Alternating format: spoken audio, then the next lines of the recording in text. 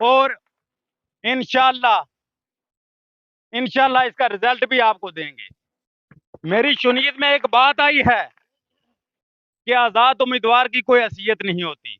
मैं सिर्फ उस बंदे को ये जवाब देना चाहता हूं कि आजाद उम्मीदवार की हैसियत होती है। हाजी अकरम साहब की मिसाल दे रहे थे कि वो कायम का वजीर आजम भी रहे, हुकूमत में भी रहे।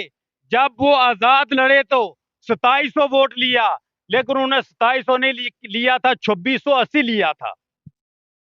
उसी उसी बात को अगर आगे बढ़ा के चलते हैं, अली शान सूनी वो हमेशा आजाद उम्मीदवार लड़ता रहा और वो जीतता रहा। और ये बात आपको बावर करवा देते हैं, अगर आजाद उम्मीदवार जीत नहीं सकता तो कैंडिडेट को हरा जरूर सकता है। जब इंसान अपनी अना पे आ जाता है तो वो कुछ भी कर सकता है। इसलिए तारक साहब, मैं आपको एक मशवरा देता हूं, अगर आप आजाद उम्मीदवार लड़ना चाहते हैं तो हम आपके साथ हैं।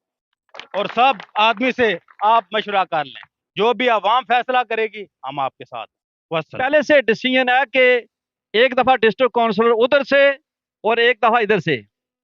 मेरे पास तो इस तरह का कोई सबूत नहीं है कि कोई पहले से तयशुदा ये प्रोग्राम हमारी जमात ने ये किया हुआ है कि एक दफा इधर से होगा उधर से होगा।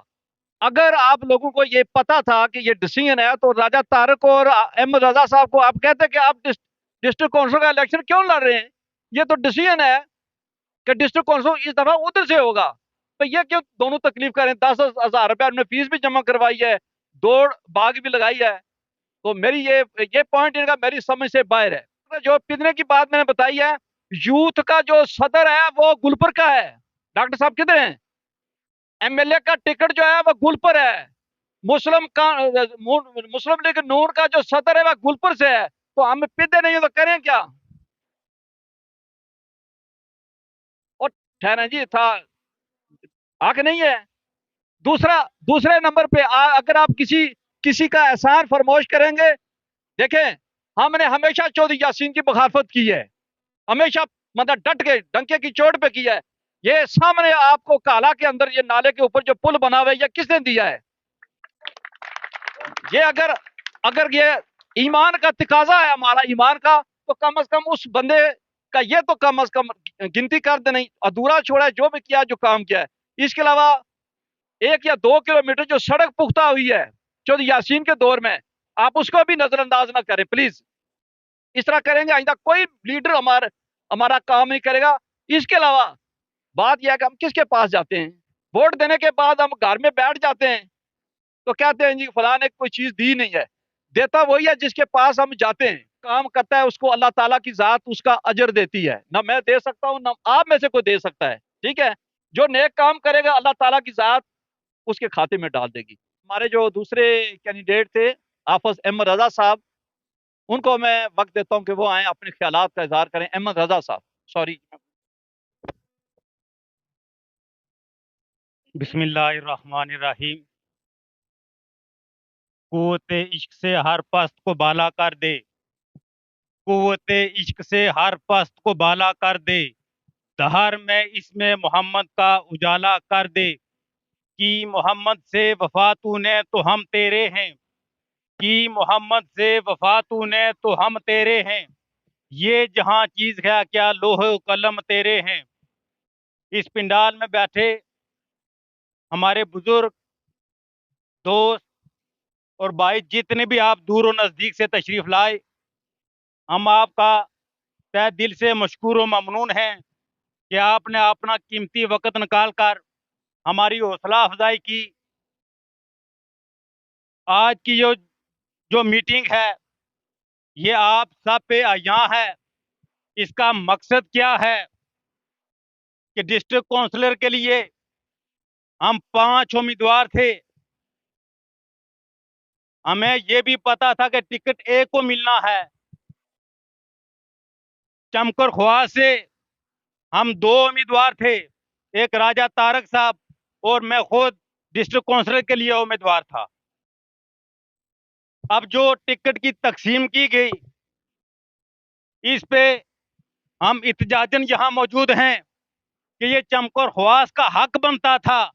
हक किस लिए बनता था कि पहले अगर किसी दौर में वो इलेक्शन हमने देखे नहीं सुने हैं, अगर काउंसलर इधर से होता था तो चेयरमैन उधर से होता था।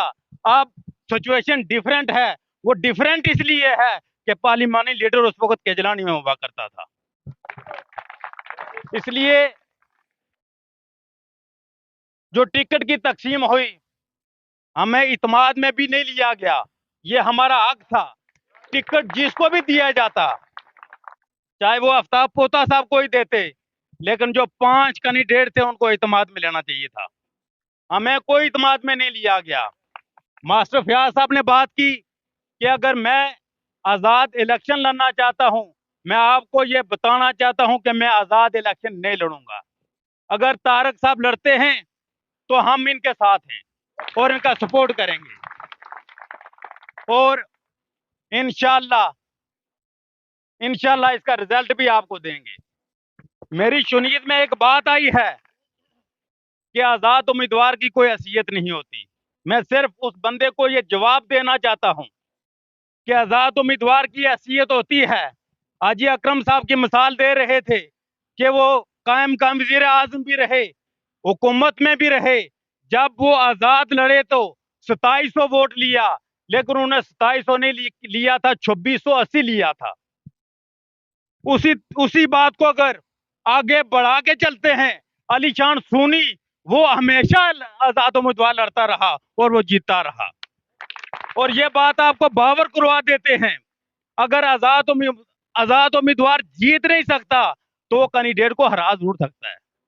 जब इंसान अपनी अना पे आ जाता है तो वो कुछ भी कर सकता है। इसलिए तारक साहब, मैं आपको एक मशवरा देता हूं, अगर आप आज़ाद उम्मीदवार लड़ना चाहते हैं तो हम आपके साथ, और सब आदमी से आप मशवरा कर लें, जो भी आवाम फैसला करेगी हम आपके साथ। वस्सलाम। इसके साथ मैं एक अबहम आपसे दूर करना चाहता हूं। जैसा डॉक्टर साहब ने फरमाया कि पीटीआई से बार्गेनिंग करनी पड़ेगी या पीपल्स पार्टी से, दोनों से बार्गेनिंग। पीटीआई का बंदा भी यहाँ पे मौजूद होंगे, पीपल्स पार्टी से तल्लक रखने वाले भी यहाँ मौजूद हैं। इनसे पूछ रहे हैं अल्लाह को हाजिर नजर आके कि कोई बार्गेनिंग वाली बात चली है जी किसी के जहन में, या किसी ने किसी छोटे ने या बड़े ने बात की हो।